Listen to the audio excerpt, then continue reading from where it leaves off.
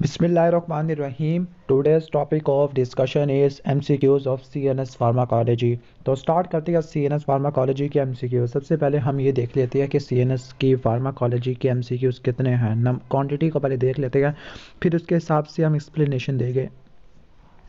Okay, तो CNS pharmacology से अच्छे खासे एमसीक्यूज आए हुए हैं।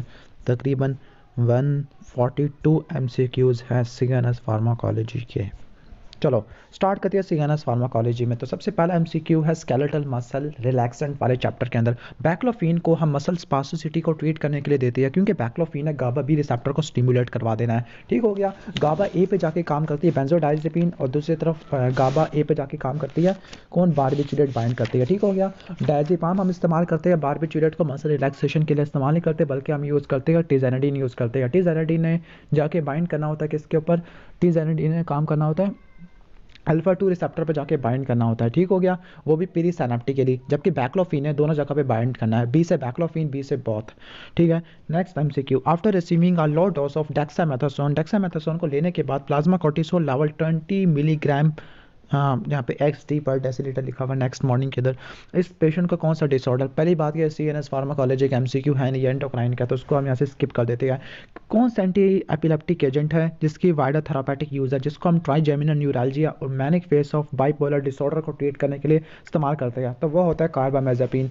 आपको तमाम एंटी सीजर ड्रग के अदर क्लिनिकल यूजेस का आना चाहिए। अदर यूजेस के अंदर अगर आपको बताता जाऊँ कि जो मैनिक फेस होता है बाइपोलर डिसऑर्डर का, उसको ट्रीट करने के लिए वेलप्रोइक एसिड होता है, कार्बामेज़ेपिन होती है, और लैमोट्रेजिन होती है। वीएलसी प्लेयर होता है ना इस तरह से बाइपोलर डिसऑर्डर के अंदर। माइग्रेन को ट्रीट करने के लिए फेनिटोइन और टोपिरामेट आ जाती है।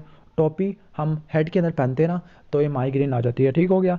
इसके बाद जो न्यूरोपैथिक पेन है उसको ट्रीट करने के लिए गाबापेंटिन और प्रीगैबलिन वंस अगेन ये स्पाज्मोलिटिक वाली कैटेगरी के अंदर आ जाती है। ट्राइजेमिनल न्यूरalgia को ट्रीट करने के लिए कार्बामेज़ेपिन, ऑक्सकार्बाजिपिन, और बाइपोलर डिसऑर्डर को ट्रीट करने के लिए वही वेलप्रोइक एसिड, कार्बामेज़ेपिन और लैमोट्रेजिन। जो वेलप्रोइक एसिड होती है मैनिक फेस में जाके स्पेसिफिकली काम करती है, तो उसका सही जवाब क्या होगा, कार्बामेज़ेपिन है। फेनिटोइन किसके लिए इस्तेमाल होती है, माइग्रेन के लिए। ठीक है। नेक्स्ट हम चलते हैं local anaesthetic exert their effect by which of the following mechanism. तो लोकल एनेस्थेटिक सोडियम चैनल को ब्लॉक कर देते हैं, वोल्टेज गेटेड सोडियम चैनल को ब्लॉक कर देते हैं। लोकल एनेस्थेटिक के एटलीस्ट आपको नाम तो आनी चाहिए। लोकल एनेस्थेटिक को दो कैटेगरी में डिवाइड कर देते हैं। एक कैटेगरी को कहते हैं हम एस्टर्स, और दूसरी होती है अमाइड्स। एस्टर में लॉन्ग एक्टिंग में टेट्राकेन है, सरफेस एक्टिंग के अंदर बेंजोकेन कोकेन आ जाते हैं, जबकि शॉर्ट एक्टिंग के अंदर प्रोकेन आ जाते हैं।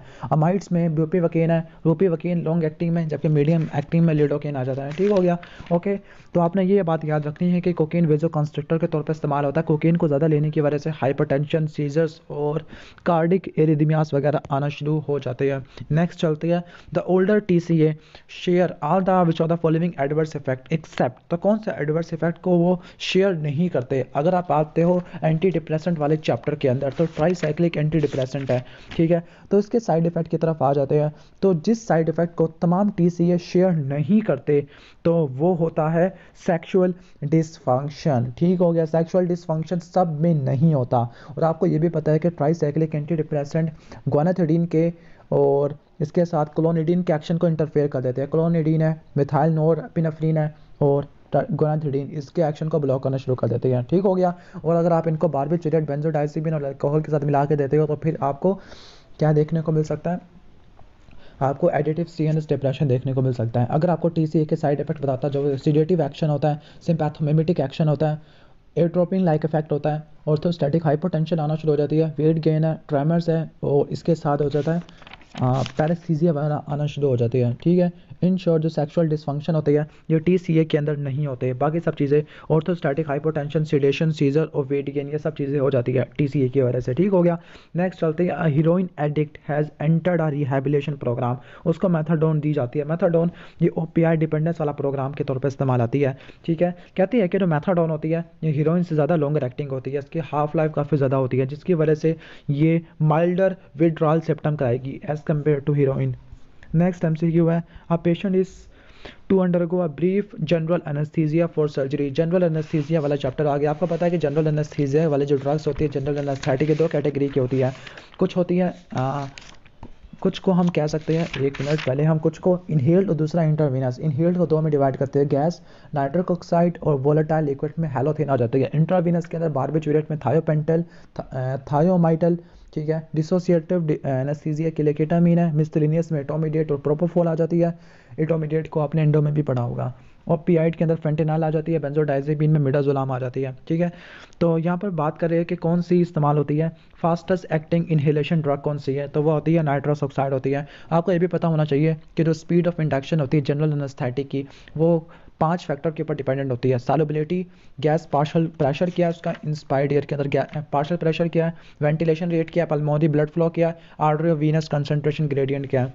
आगे भी 14 following intravenous agent is cost use to cause energy and catatonia, तो इसको बोलते हैं डिसोसिएटिव एनेस्थीसिया। डिसोसिएटिव एनेस्थीसिया के अंदर आप डिसोसिएट कर देते हैं, यानी पेशेंट तो कॉन्शियस होता है लेकिन उसको कैटाटोनिया, एनर्जीसिया और एमनीजिया आना शुरू हो जाता है। तो कीटामीन असल में किस कैटेगरी से बिलोंग करता है, डिसोसिएटिव एनेस्थीसिया वाली कैटेगरी से बिलोंग करता है।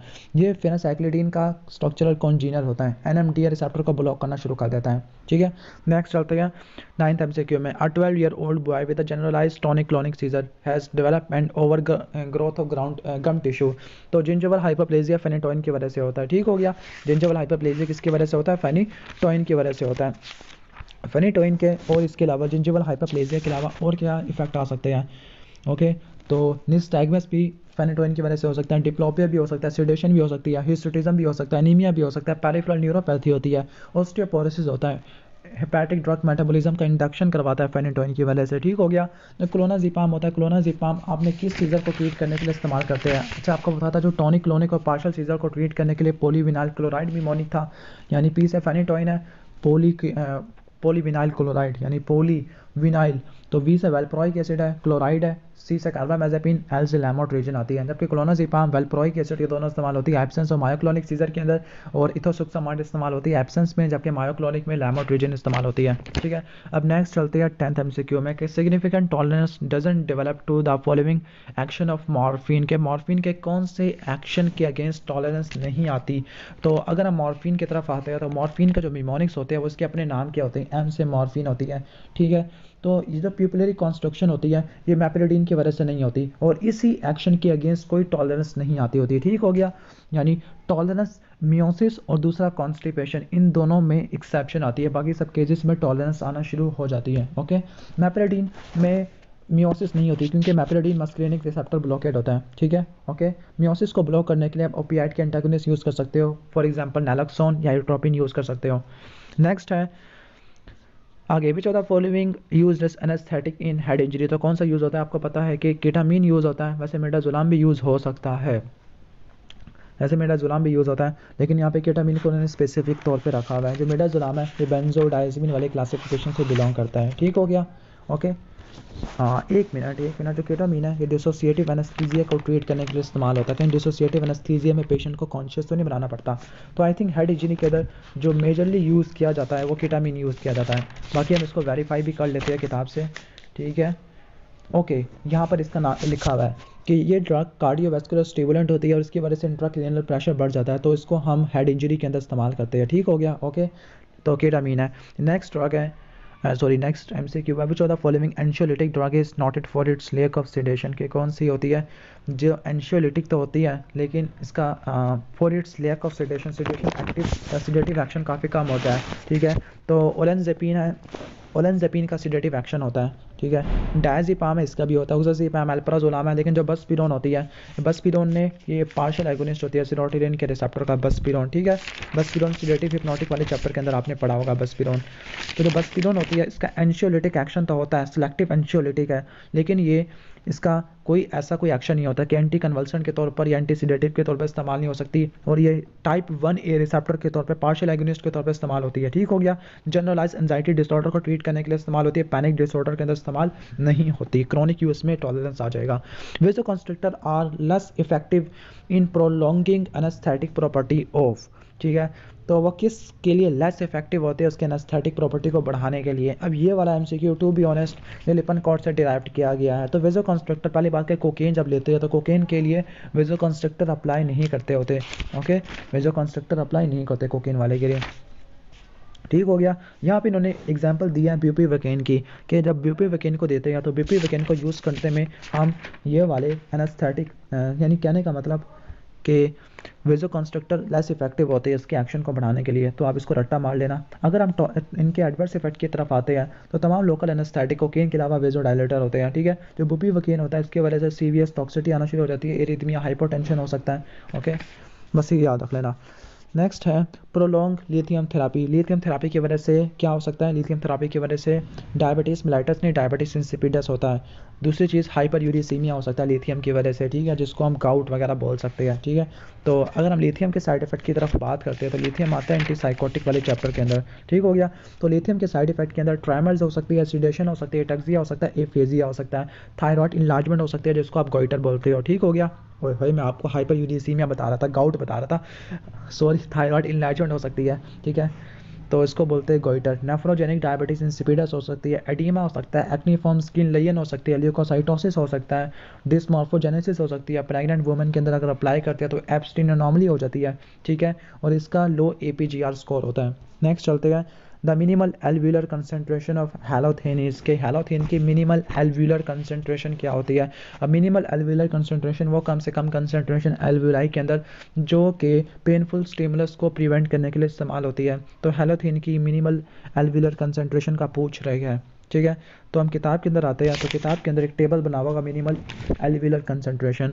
तो जो हैलोथेन की होती है तो हैलोथेन के 0.75 लिखा हुआ है, यानी 0.75% होती है। सबसे ज़्यादा यानी जो 100 से भी ज़्यादा जो होती है वो नाइट्रस ऑक्साइड होती है, ठीक हो गया। ओके, और फिर जो डस्ट फ्लोरान आ जाती है, फिर सीवा फ्लोरेन है, आइसोफ्लोरेन है, एन फ्लोरेन है। हैलोथेन की 0.75 और उससे भी कम मिथॉक्सी फ्लोरीन की आ जाती है, ठीक हो गया। तो ये वैल्यूज़ को आप रट्टा मार लेना। MAC उसकी कितनी होती है? हैलोथेन की 0.75 होती है, और इससे भी नीचे मिथॉक्सी फ्लोरीन की हो जाती है। कौन सी ड्रग हैलोसिनोजन के तौर पर इस्तेमाल कर सकते होते हैं? तो cannabis indica drug of abuse है, ये हम यूज़ कर सकते हैं। The drug of choice for hyper kinetic children के हाइपर काइनेजिया हो गया, ठीक है। तो हाइपर काइनेजिया के लिए जो ड्रग ऑफ चॉइस होती है वो कौन सी होती है? इन्होंने मिथाइलफेनिडेट लिखा हुआ है। तो अगर आप इस चैप्टर में आओगे, जैसे बोलते हैं रेस्टलेस लेग सिंड्रोम, ठीक है, इस टॉपिक की तरफ आ जाओगे तो इस केस में जो ड्रग ऑफ चॉइस होती है वो कौन सी होती है? मिथाइलफेनिडेट होती है, और ये बाकी में मिथाइलफेनिडेट ही होता है। फिजियोलॉजिकल और एसेंशियल ट्रॉमा के लिए प्रोपेनोलोल यूज़ करते हैं, लेकिन इसको हार्ट फेलियर, एस्थमा, डायबिटीज और हाइपोग्लाइसीमिया वाले पेशेंट में एहतियात से इस्तेमाल करते हैं। मेटाप्रोलोल को प्रेफर करते हैं कॉन्कोमिटेंट पल्मोनरी डिजीज़ वाले पेशेंट के अंदर, ठीक हो गया। ओके, तो जो हाइपर काइनेजिया इसको ट्रीट करने के लिए मिथाइलफेनिडेट हम यूज़ करते होते हैं, ठीक है, बाकी और कोई ड्रग आ नहीं सकती। नेक्स्ट है इन केस ऑफ मैलिग्नेंट हाइपरथेरेमिया क्या देंगे? डेंट्रोलिन देते हैं। ब्रोमोक्रिप्टिन एंटागोनिस्ट होता है किसका? आपको पता है कि जो प्रोलैक्टिन का एंटागोनिस्ट होता है, जो डोपामीन का एगोनिस्ट होता है, प्रोलैक्टिन का एंटागोनिस्ट होता है। Which of the following local anaesthetic is suitable for topical application but can not be given parenterally because of its physico-chemical properties which renders it's very poorly soluble. तो कौन सी pharmacokinetic किसको हम नहीं दे सकते? किसको हम टॉपिकली अप्लाई नहीं, topically apply करते हैं, parenterally नहीं थे। तो एक तो होती है बेंजोकेन और दूसरी होती है कोकेन, ठीक हो गया। तो इन दोनों को आपने याद रख लेना है।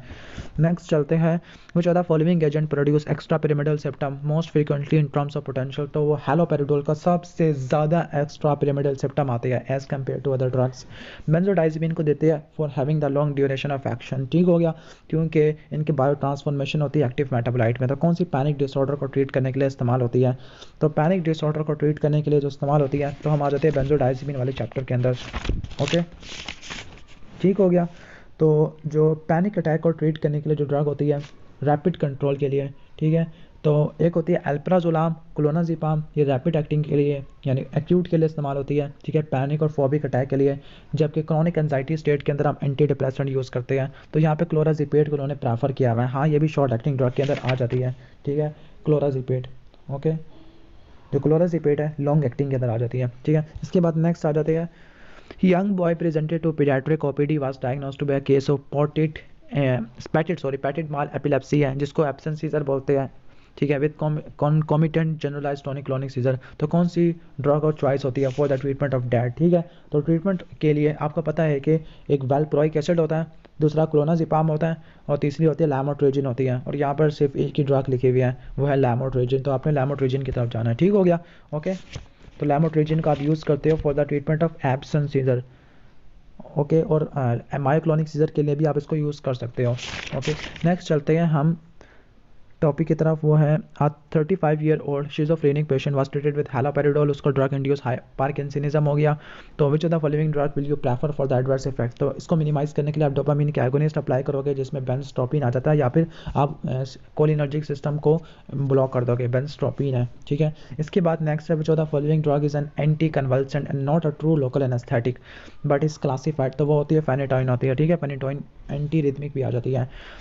अब which of the following drug is useful to distinguish neurogenic from nephrogenic diabetes? तो वो होती है डेस्मोप्रेसिन टेस्ट होता है। वन सेकेंड एंडोक MCQ है। इसके बाद है डिसोसिएटिव एनेस्थीसिया के लिए आपको पता है कि केटामीन होती है, ठीक है, ओके, लेकिन यहाँ पे इन्होंने मॉर्फिन लिखा हुआ है, तो इसका सही जवाब केटामीन है, मॉर्फिन नहीं है। 30-year-old epileptic patient epileptic drug apply की है, डॉक्टर के पास आया for routine visit, doctor concern है about one of the drug for enzyme inducing. तो कौन सी ड्रग एंजाइम इंड्यूसर के तौर पे काम आ जाती है? तो जो कार्बामेज़ेपिन है, तो कार्बामेज़ेपिन एंजाइम इंड्यूसर के तौर पर इस्तेमाल हो जाती है, एंजाइम्स की इंडक्शन करती है। यहाँ तक क्लोनाज़ेपाम, लैमोट्रेजिन और वेलप्रोइक एसिड, ये तीनों वो ड्रग है जो बाइपोलर डिसऑर्डर के अंदर में इस्तेमाल करते हैं, ठीक हो गया। तो ये एंजाइम की इंडक्शन करवाती है, ठीक है। बाकी जो वेलप्रोइक एसिड है, वेलप्रोइक एसिड प्लाज्मा प्रोटीन से कम्पीट करता है, इसके अलावा वेलप्रोइक एसिड इनहिबिट करता है मेटाबॉलिज्म को, स्पेसिफिकली कार्बामेज़ेपिन के मेटाबॉलिज्म को। नेक्स्ट है 55-year-old मैन है, चेन स्मोकर है, स्मोकिंग क्वाइट करनी है, तो कौन सी ड्रग हम देंगे? तो बुप्रोपियोन, यस, बुप्रोपियोन स्मोकिंग सीजेशन के लिए हम अप्लाई करते हैं, रिहैबिलिटेशन प्रोग्राम के लिए। अगर एनयूरेसिस है तो एनयूरेसिस को ट्रीट करने के लिए ड्रग जो दी जाती है वो इफेड्रिन, लेकिन ये वाला जो टॉपिक है, ये वाला जो MCQ है, यहाँ से डिराइव नहीं हुआ, ठीक है। तो आप इसको, ये ANS का MCQ है। इसके बाद आप physician prescribed levodopa long with carbidopa, ठीक है।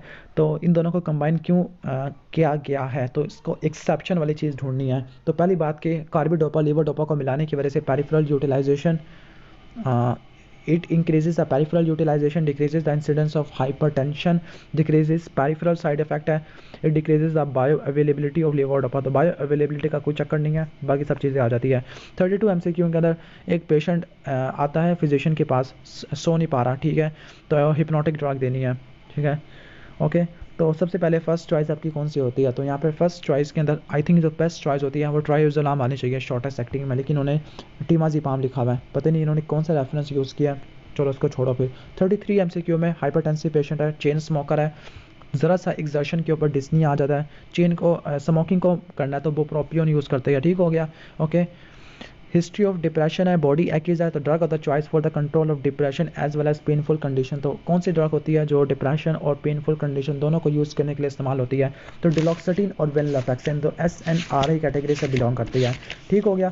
जो SNRI होती है, ये SNRI डिलॉक्सिडिन है, वेनलाफैक्सिन है, ये न्यूरोपैथिक पेन और फाइब्रोमाइल्जिया के लिए इस्तेमाल होती है। इसके अलावा डायबिटिक नेफ्रोपैथी के अंदर भी इस्तेमाल होती है। तो जो बॉडी एक्यूज है तो उसको बोलते हैं फाइब्रोमाइल्जिया और न्यूरोपैथिक पेन, तो इसके लिए वेनलाफैक्सिन और डिलॉक्सिडिन यूज़ होती है। Minimal alveolar concentration of an inhalation, तो ये किस चीज़ का मेजरमेंट होता है? तो ये असल में इनका मेजरमेंट होता है इनकी एफिनिटी का, जिसको आप पोटेंसी बोलते हो, इनकी एफिनिटी का डिटर्मिनेशन होता है। आगे लिखा हुआ है कि inadvertent use of local anaesthetic causes cardiotoxicity, तो कार्डियोटॉक्सिटी ब्यूपिवेकेन की वजह से सबसे ज़्यादा होती है। Morphine is useful in the clinical treatment of, morphine किस चीज़ को ट्रीट करने के लिए इस्तेमाल होता है? अस्थमा तो हो नहीं सकता, ठीक है, तो बिलियरी कॉलिक भी नहीं हो सकता क्योंकि कॉन्स्ट्रक्शन करा देते हैं, कॉन्स्टिपेशन वगैरह करवा देते हैं। तो ये कैंसर का जो पेन होता है, न्यूरोपैथिक पेन है, उसको ट्रीट करने के लिए इस्तेमाल होते हैं। सीजर के लिए ड्रग और चॉइस कौन सी होती है? ठीक है, सबसे पहले 4-year-old पेशेंट है, ये बात आपने नोट करनी है, 4-year-old है, फेनिटोइन दोगे तो आपको साइड इफेक्ट देखने को मिलेगा। इथोसुक्सामाइड के वैसे इतने ज़्यादा साइड इफेक्ट नहीं होते बच्चों के अंदर, ठीक हो गया। बाकियों के जिंजिवल हाइपरप्लेजिया वगैरह ये सब चीज़ें हो सकती है, लेकिन इथोसुक्सामाइड की वजह से अगर आप देखते हो तो वेलप्रोइक एसिड की वजह से फीटल हेपाटोटॉक्सिटी आ जाती है, लैमोट्रिजिन की वजह से स्टीवन जॉनसन सिंड्रोम आ सकता है, जोनासिमाइड की वजह से स्किन की रिएक्शन आ जाती है, फेल्बामेट की वजह से प्लास्टिक एनीमिया आ जाता है, ठीक हो गया। और यहाँ पे लिखा है कि अगर एंटी एब्सेंस ड्रग से विड्रॉल करना ज़्यादा ईजी होता है as compared to partial tonic clonic seizure, ठीक हो गया, ओके। और आपको ये भी पता है कि जो न्यूरल ट्यूब डिफेक्ट होते हैं वो वेलप्रोइक एसिड से बढ़ जाते हैं, कार्बामेज़ेपिन की वजह से क्रेनियोफेशियल एनोमली होना देखने को मिलती है, फेनेटोइन की वजह से फीटल हेडेंटाइन सिंड्रोम हो जाता है। नेक्स्ट पढ़ते हैं 8-year-old boy visited doctor along with the mother for the nocturnal enuresis, तो कौन से ड्रग यूज़ करोगे फॉर डैट पेशेंट, ठीक हो गया। अब नॉक्टर्नल एन्यूरिसिस के लिए तो जो ड्रग यूज़ करते हैं वो है इमीपैरामीन है, ये ट्राइसाइक्लिक एंटी डिप्रेसेंट वाली कैटेगरी से बिलोंग करते हैं। यानी अगर आप TCA वाले टॉपिक की तरफ आओगे ना, तो TCA वाले टॉपिक के अंदर अदर क्लिनिकल यूजेस के अंदर यहाँ पे लिखा होगा ट्राई कार्बोक्सिलिक, ये लिखा होगा एनयूरेसिस, तो TCA इस्तेमाल होते हैं। और दूसरा जो जाना है आपने वो एम्फिटामिन की तरफ जाना है, ठीक है। इसके बाद 40 है, a patient suffering from terminal, sorry amphetamine ephedrine था ANS के अंदर, a patient suffering from terminal stages of bone cancer है, उसको पेन होगा तो मॉर्फिन देंगे, ठीक है। Not responding to the morphine, morphine से रिस्पॉन्ड नहीं कर रहा तो मॉर्फिन से भी ज़्यादा स्ट्रॉन्गेस्ट आपको फेंटेनाइल अप्लाई करना पड़ेगा। इसके बाद 40 ईयर ओल्ड पेशेंट है जो एंटी पार्किंसन ड्रग में है, तो उसको नोजिया वॉमिटिंग हो रही है, फिजिशियन उसको डोमपेरिडोन दिया ताकि वॉमिटिंग को कॉन्ट्रैक्ट कर सके, ठीक है। लेकिन डोमपेरिडोन इसके एंटी पार्किंसन एक्शन को सही तरह कॉम्प्रोमाइज़ क्यों नहीं करेगी, क्योंकि डोमपेरिडोन होती है ये इसके ब्लड ब्रेन बैरियर को क्रॉस नहीं कर पाती, CNS के ऊपर सिम्टम नहीं आते, लेकिन मेटाक्लोप्रामाइड है उसके CNS के ऊपर सिम्टम आ जाते हैं। कौन सी ड्रग एंटीवायरल और एंटी पार्किंसन दोनों, मतलब एमेंटाडीन आती है। इसके बाद है ट्रीटमेंट ऑफ मैलिग्नेंट हाइपरथर्मिया, तो उसके अंदर मैलिग्नेंट हाइपरथर्मिया का क्या ट्रीटमेंट होता है, क्या नहीं होता। तो पहली बात कि आप एनेस्थीसिया कभी भी नहीं दोगे, लिडोकेन कभी अप्लाई नहीं करोगे, बाकी सब चीज़ें अप्लाई करोगे। विच of the following drug is drug of choice for neurogenic diabetes insipidus, तो इसके लिए न्यूरोजेनिक के लिए ड्रग ऑफ चॉइस होती है वो डेस्मोप्रेसिन होती है, एंटोक MCQ है। 35 year old patient was suffering from acute attack of migraine है, तो माइग्रेन वट मेडिसन, वैसे सुमाट्रिप्टान होती है, ये भी इस चैप्टर में नहीं है। माइग्रेन के लिए टॉपी वाला आपने याद रखना है, टोपिरामाइड और फेनेटोइन है। अब 47 ईयर ओल्ड बाइपोलर है, ग्लोमेरुलर नेफ्राइटिस है, मेनिक है, मेडिसिन चाहिए तो कौन सी यूज़ होती है, तो वेलप्रोइक एसिड सबसे बेस्ट एग्जांपल है। लेकिन अगर वेलप्रोइक एसिड, यहाँ पे इन्होंने कार्बामेज़ेपिन लिखा हुआ है, ठीक है। हाँ, वेलप्रोइक अगर अवेलेबल नहीं होते तो लेमोट्रेजिन और कार्बामेज़ेपिन की तरफ जाओगे, ठीक है। इसके बाद है potential advantages of fentanyl over morphine for the induction include, सबसे ज़्यादा बेस्ट क्या होता है फेंटेनॉइल का। तो आपको बता दो कि फेंटेनॉइल की जो कहने का मतलब जो ज़्यादा एक्टिवेशन होती है, ज़्यादा स्ट्रॉन्ग एगोनिस्ट एक्शन होता है एज़ कम्पेयर टू मॉर्फिन, ठीक हो गया, ओके, ठीक है। तो यहाँ पर वैसे कोई भी ऑप्शन सही तरह नहीं बन पाता जो इस कैटेगरी को फुलफिल कर सके। चलो 48 MCQ है। 48 MCQ में 35 ईयर और शिज़ोफ्रेनिक पेशेंट है, साइकेट्रिक क्लिनिक में गई है, तो साइकेट्रिक ने एंटी साइकोटिक ड्रग का प्रिस्क्रिप्शन लिया है, लेकिन प्रिस्क्रिप्शन के बाद पार्किंसन लाइक सिम्टम आना शुरू हो गया है। तो पार्किंसन लाइक सिम्टम को मिनिमाइज़ करने के लिए आप कौन सी ड्रग देते हो, तो आपको पता है कि कौन सी ड्रग दोगे। ब्रोमाक्रिप्टिन ज़्यादा अच्छी नहीं है, लीवोडोपा दोगे, लीवोडोपा और कार्बिडोपा, यहाँ पे C लिखा हुआ है, प्रोसाइक्लिडिन किसी काम के नहीं है। नेक्स्ट है a 45 year old patient with a bipolar disorder manic depressive साइकोसिस, तो साइकेट्री वार्ड में है, उसको लिथियम दी गई है, ठीक है। तो which are the following drug he should avoid coadministrating के लिथियम, पहली बात लिथियम की वजह से क्या हो सकता है, लिथियम की वजह से आपको पता है नेफ्रोजेनिक डायबिटीज इंसिपिडस हो सकता है, और थायोजाइड डायूरेटिक नेफ्रोजेनिक डायबिटीज इंसिपिडस को ट्रीट करने के लिए इस्तेमाल होती है। तो ये थोड़े से ऑपोजिट एक्शन होते हैं जिसकी वजह से आई थिंक इसको थायोजाइड डायूरेटिक के साथ मिला के नहीं देते होते, ठीक है, ओके। नेक्स्ट चलते हैं हम इस MCQ की तरफ कि एनयूरेसिस है, तो इफेड्रिन, यहाँ पर वही MCQ है, इफेड्रिन है। आगे हम पेशेंट है, पैटेड माल है, तो अच्छा यहाँ पर मैंने आपको बताया था कि एब्सेंस सीजर है, absence seizure with concomitant generalise tonic clonic attack है। इस MCQ को मैं दोबारा देख लेता हूँ। वैसे बुक में इथोसुक्सामाइड लिखा हुआ है, तो इथोसुक्सामाइड वैसे पहले आया था, तो मैंने इसको पहले शायद बताया था, लैमोट्रेजिन बताया था, लेकिन इथोसुक्सामाइड इसका अच्छा आंसर है। वैसे लैमोट्रेजिन यहाँ पे है भी नहीं, ठीक है। तो इथोसुक्सामाइड और वेलप्रोइक एसिड प्रेफर ड्रग होती है। इथोसुक्सामाइड को अनकॉम्प्लिकेटेड एब्सेंस सीजन में देते होते हैं। वेलप्रोइक एसिड को जब देते हैं जब concomitant generalise tonic clonic seizure है, ठीक है। यानी इसका जो बेस्ट आंसर था वो सोडियम वेलप्रोइक एसिड था। बुक वाले कहते हैं कि अगर उसको concomitant generalise tonic clonic seizure है तब आपने वेलप्रोइक एसिड देना है, ठीक है। क्लोनाज़ेपाम एक अल्टरनेटिव ड्रग है, लेकिन इसके डिसएडवांटेजेस है कि वो सिडेशन आ जाती है, टॉलरेंस आ जाती है, ठीक है। तो ये सोडियम वेलप्रोइक है, अल्फा ऑप्शन नहीं है। हाँ, 15 ईयर ओल्ड पेशेंट है जिसको एब्सेंस सीजर है, तो कौन सी ड्रग नहीं दी जा सकती, एथोसुक्सामाइड देते हैं, हाँ, कार्बामेज़ेपिन भी देते हैं, वेलप्रोइक एसिड भी देते हैं, clonazepam is effective as alternative agent, लेकिन इसका डिसएडवांटेजेस आना शुरू हो जाते हैं। बारबिटरेट देती है, फिनोबारबिटरेट भी देते होते हैं, बुक में लिखा हुआ है, लेकिन इसको नहीं देते। विच of the following molecular processes best describe the mechanism of action of benzodiazepine, तो आपको पता है गाबे रिसेप्टर पर जाके काम करती है। Which of the following is anxiolytic, लेकिन उसका सिडेशन एक्शन नहीं होता, बस्पिरोन है। Epinephrine is some time added, epinephrine क्यों ऐड करते हैं, ताकि हम उसके कहने का मतलब है कि ड्यूरेशन को तो कम करना चाहते नहीं है, हम ये चाहते हैं कि वो ड्रग उसकी दूसरे ऑर्गन तक रसाई कम से कम हो, दूसरे ऑर्गन तक कम से कम फैले, तो हम इसके रेट ऑफ एब्जॉर्प्शन को मिनिमाइज कर देते हैं। क्लिनिकल एंटीसाइकोटिक ड्रग जो टिपिकल होती है वो D2 रिसेप्टर को ब्लॉक कर देती है। For the reduction of fracture एक जनरल एनेस्थीसिया दिया गया, उसके साथ कॉम्पिटिटिव न्यूरोमस्कुलर ब्लॉकर भी प्रोवाइड किया गया, ठीक है। फिर आपने न्यूरोमस्कुलर ट्रांसमिशन को रिस्टोर करना, तो न्यूरोमस्कुलर ट्रांसमिशन को रिस्टोर करने के लिए आप फाइसोस्टिग्मिन न्यूस्टिग्मिन ज़्यादा प्रेफर करेगा एज़ कम्पेयर टू फाइसोस्टिग्मिन, क्योंकि फाइसोस्टिग्मिन सीएनएस में घुस जाएगा लेकिन न्यूस्टिग्मिन सीएनएस के अंदर नहीं जाएगा। 58 एमसीक्यू में लिखा कि आप 15 ईयर ओल्ड पेशेंट है, बैब्सन सीजर है, तो कौन सी ड्रग नहीं दोगे, तो आपको बता चुका हूँ। अभी यहाँ पर इन्होंने कार्बामेज़ेपिन लिखा हुआ है, लेकिन जो क्लोनाज़ेपाम है वो बेस्ट ऑप्शन आ जाता है, अल्टरनेटिव एजेंट है। 59 एमसीक्यू है कि आप पेशेंट है जिसको डिप्रेशन है, ठीक है, ठीक है, तो और उसको एंटी डिप्रेशन ड्रग चाहिए जिसकी कोई सीडेटिव एक्टिविटी नहीं होती। तो सीडेटिव एक्टिविटी जिसकी नहीं होती, पहली बात कि आप ट्राइसाइक्लिक एंटी डिप्रेसेंट तो नहीं दोगे, क्योंकि ट्राइसाइक्लिक एंटी डिप्रेसेंट के पास सीडेटिव एक्टिविटी होती है, ठीक है। सीडेशन किसके पास नहीं होती, तो MA यानी मोनोअमीन ऑक्सीडेज इनहिबिटर, SSRI और इबुप्रोपियोन, इनके पास सीडेटिव एक्टिविटी नहीं होती बल्कि CNS को स्टिमुलेट करती है। तो SSRI में सिटालोप्राम आपको नोट कर लेना, ठीक हो गया। इसके बाद नेक्स्ट चलते हैं हम 30 year old driver is suffering from anxiety neurosis, लेकिन उसका डिप्रेसिव मोड है, एंशियोलिटिक है, तो कौन सी ड्रग और चॉइस होनी चाहिए एंशियोलिटिक में? लोराज़ेपाम ये आ नहीं सकता, क्लोराज़ेपेम, ये सारी बेंजोडाइज़ेपिन लिखी हुई है लेकिन एक ही है बसपीरोन है, ये इस्तेमाल होती है, ठीक है, ओके। इसके बाद नेक्स्ट है 25 year old patient suffering from depressive illness, ठीक है, यानी जो ऊपर लिखे ना बसपीरोन सेरोटोनिन रिसेप्टर पर जाके बाइंड करती है, तो हम इसको दे देंगे क्योंकि एंटागोनिस्ट के तौर पे भी काम आ जाती है, पार्शियल एगोनिस्ट। इसके बाद है 25 year old patient suffering from depressive illness treated with fluoxetine ये किस कैटेगरी से बिलोंग करती है? SSRI से बिलोंग करती है। तो इसके अंदर क्या मोस्टली कंप्लेन होनी चाहिए, ठीक है, तो जो मोस्टली कंप्लेन होगी तो इसमें पहला है dizziness on standing up, orthostatic hypotension TCA की वजह से ज़्यादा आ जाती है, तो पहली बात ये नहीं हो पाएगा। ब्लड वीएन ये भी इतना ज़्यादा अच्छा नहीं है, ठीक है। वेट गेन ये भी TCA की वजह से होता है। ड्राई माउथ ये भी TCA की वजह से होता है, लेकिन जो इंसोम्निया है, एजिटेशन है, सेक्सुअल डिसफंक्शन है, हेडेक है, एंजाइटी है, ये होती है फ्लॉक्सटीन की वजह से। विच of the following anti epileptic has having 0 and first order, तो फेनिटोइन होती है।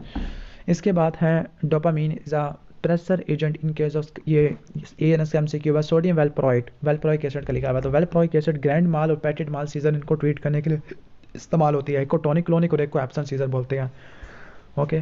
नेक्स्ट आ गया है in case of opioid overdose, naloxone को देते हैं बिकॉज नैलोक्सोन ओपियाइड का एंटागोनिस्ट होती है।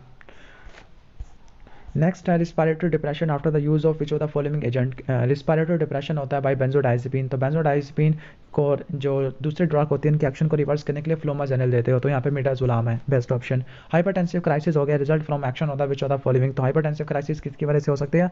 मोनोअमीन ऑक्सीडेज इनहिबिटर की वजह से हाइपरटेंसिव क्राइसिस आ जाती है, बाकी की वजह से नहीं होते, ठीक है।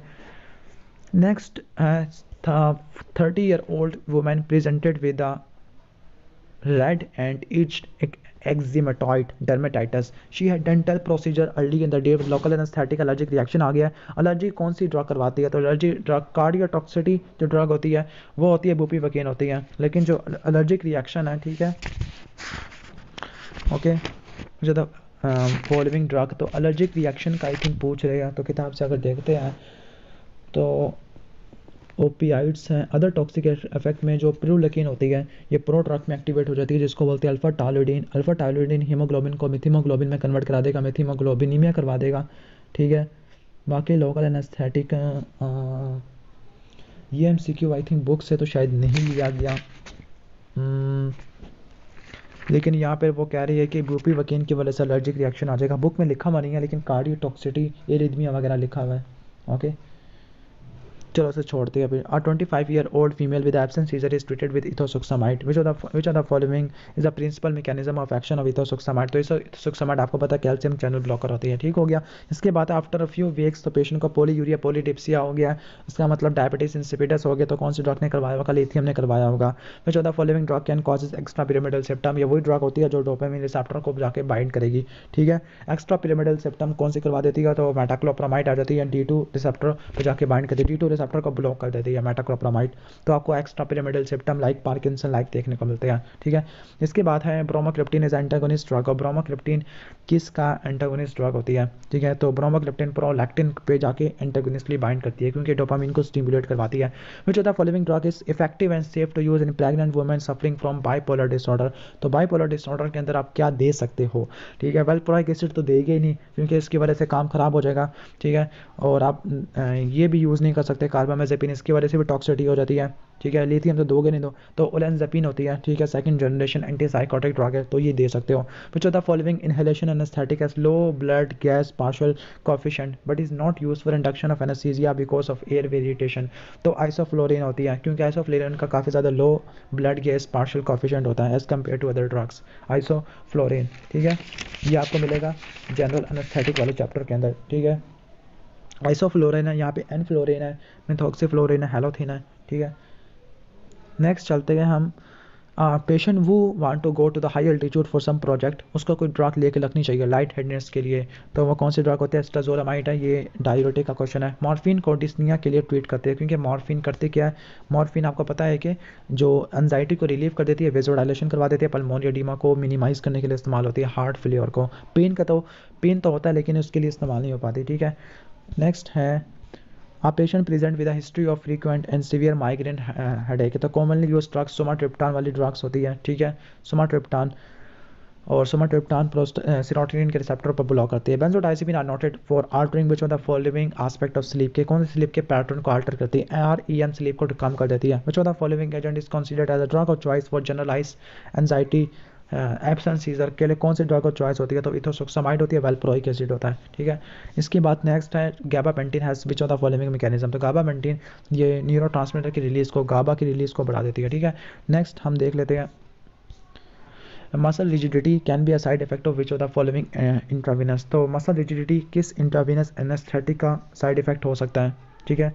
तो अगर हम फेंटेनाइल वाले टॉपिक की तरफ आते हैं, तो फेंटेनाइल वाले में जो ओपियाइड्स होते हैं उनकी वजह से मसल रिजिडिटी, यहाँ पर लिखा हुआ तो नहीं है, फेंटेनाइल डिस्पायरेटरी डिप्रेशन लिखा हुआ है, मसल रिजिडिटी, तो मसल रिजिडिटी मिडाजोलाम की वजह से नहीं होती, क्योंकि वो रिलैक्सेंट के तौर पे काम आती है, तो इनकी वजह से नहीं होती, ठीक है।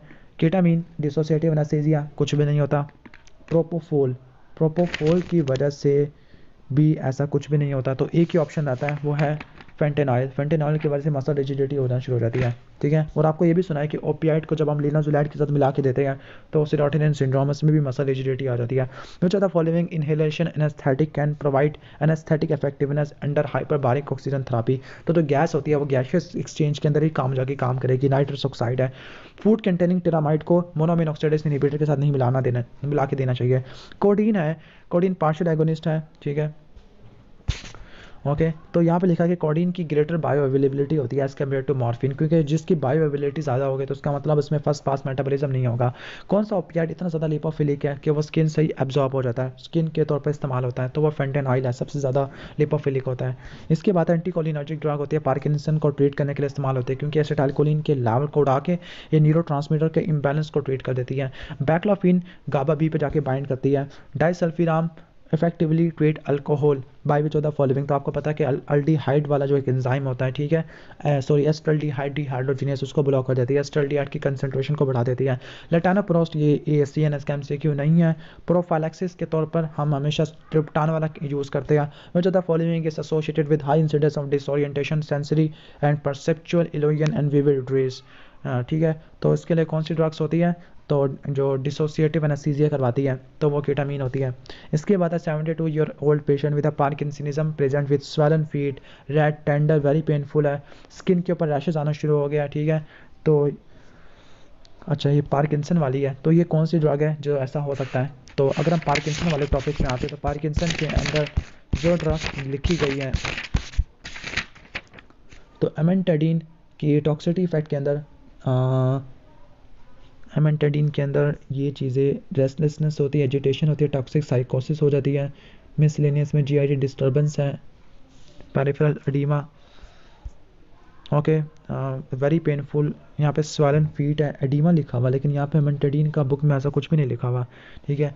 बेंस्ट्रोपिन की वजह से ऐसा नहीं होता। ब्रोमोक्रिप्टिन, स्लैजिलिन, इन किन की वजह से ऐसा होगा, एडिमा वगैरह हो जाएगा। तो एडिमा वाला को चेक करने के लिए आई थिंक इसका आंसर नहीं मिल पा रहा, लेकिन यहाँ पर उन्होंने एमेंटाडीन को फेवर किया हुआ है। हालांकि एमेंटेडिन का बुक में ऐसा कोई टॉक्सिक इफेक्ट नहीं लिखा हुआ, चलो उसको छोड़ देते हैं। फिर which of the following is taken during the first part of meal for the purpose of dealing the absorption of ये तो किसी काम के नहीं है, एंडोक एमसीक्यू है। इसके बाद ये CVS का एमसीक्यू है, which of the following local anaesthetic is used for topical application, तो बेंजोकेनो कोकेन होती है। Which of the following is the drug of choice in trigeminal neuralgia, तो कार्बामेज़ेपिन होती है।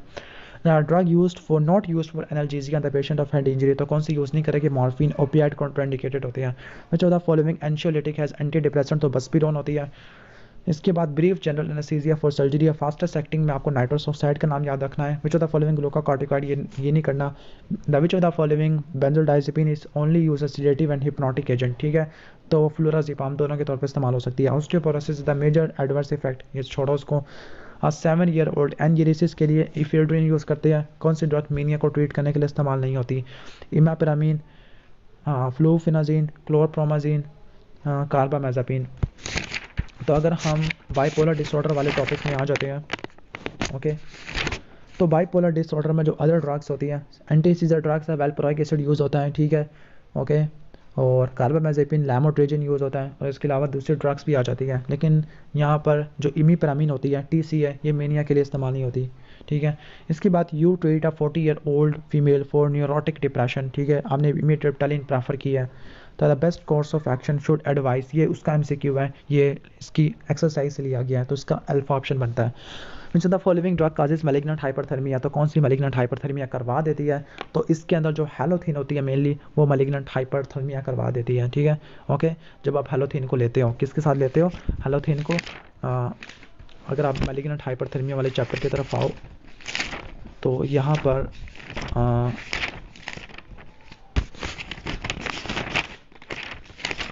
ओके, तो मैलिग्नेंट हाइपरथर्मिया वोलेटाइल एनेस्थेटिक यानी हैलोथिनोसक्सिनाल्कोलिन इसकी वजह से हो सकता है, और उसको ट्रीट करने के लिए डेंट्रोलिन लेते हैं। जबकि neuroleptic malignant syndrome D2 blocking anti psychotic drug से होता है, जबकि serotonin syndrome SSRI second generation anti depressant monoamine oxidase inhibitor, एनिसोलाइड, tramadol, meperidine, fentanyl, ondansetron, sumatriptan, MMDA, LSD और स्टोमन जेंसन वाट है और जिनसिंग की वजह से हो सकता है। Regarding the use of tramadol which one is true, ये सेरोटोनिन रिएप्टेक को ब्लॉक कर देती है, जबकि टेपेंटाडोल नॉरएपिनेफ्रिन की रिएप्टेक को ब्लॉक करती है। Dopamine is use a pressure, ये किसी काम के लिए MCQ नहीं है, ठीक है। इसके बाद कितने MCQ है इसके,